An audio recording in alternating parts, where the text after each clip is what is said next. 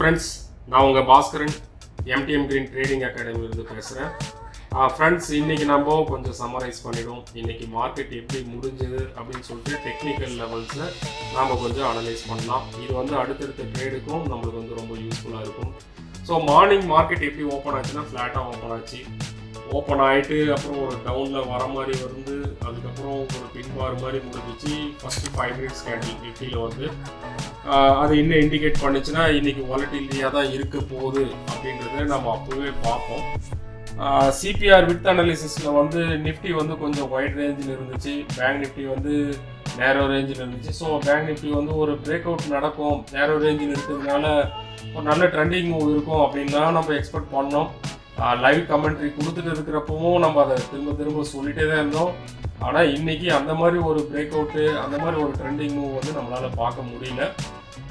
கடைசியாக வந்து ஒரு 1 o'clock ரேஞ்சில் மார்க்கெட் வந்து ஒரு சின்ன ட்ரெண்ட் மூவ் கொடுத்துச்சு, பெரிய இதெல்லாம் இல்லை. எனவே கடைசி 2 நாளாக நல்ல ஒரு ட்ரெண்டிங் மூவாக இருந்ததுக்கு இன்றைக்கி ரெஸ்ட் எடுத்துகிட்டு இருக்குது. சைடு வெயிட் ரேஞ்சில் தான் வந்து இன்றைக்கி ட்ரேட் ஆகிட்டு இருந்தது. நாம் வந்து இந்த டைம்லேயும் நம்ம வந்து சில ட்ரேடை வந்து என்ட்ரி பண்ணோம், சில ப்ராஃபிட்டும் நம்ம வந்து பார்த்துருக்கோம். நம்ம வந்து இந்த சைட்லேயும் சிபிஆர் உடச்சோடனே நம்ம இங்கே ஒரு ப்ராஃபிட் வந்து நம்ம பார்த்துருப்பீங்க. நான் வந்து மார்னிங் வந்து ஓப்பனிங்கில் வந்து நிஃப்டி வந்து எடுத்தேன். அதுக்கப்புறம் சைமல்டேனியஸ்லி பேங்க் நிஃப்டி வந்து 42,200 அந்த ஸ்ட்ரைக் ப்ரைஸை நான் வந்து செலக்ட் பண்ணி ஆர்டர் எடுத்தேன். ஒரு சின்ன ப்ராஃபிட்டும் நான் வந்து புக் பண்ணேன்.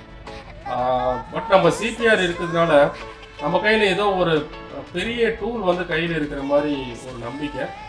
பட் சிலர் வந்து வேறு இண்டிகேட்டர்ஸும் யூஸ் பண்ணுவாங்க, ஃபிபினாசி, கேனு, அதே மாதிரி ஹார்மோனிக் பேட்டர்ன்ஸ், இந்த மாதிரி நிறைய இண்டிகேட்டர்ஸ் வந்து சிலர் யூஸ் பண்ணுவாங்க. நான் திரும்ப சொல்கிற ஒரே விஷயம் என்னென்னா, நீங்கள் ஒரு இண்டிகேட்டரை யூஸ் பண்ணுறீங்கன்னா அதே இண்டிகேட்டர்ஸ் அதே ஸ்ட்ராட்டஜி திரும்ப அப்ளை பண்ணுங்கள்.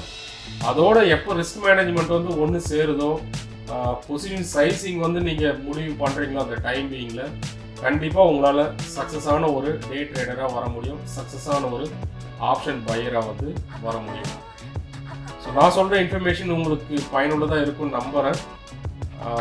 இதே மாதிரி இன்னொரு யூஸ்ஃபுல்லான இன்ஃபர்மேஷனோட நான் உங்களை பார்க்க வரேன். Thank you friends, thank you.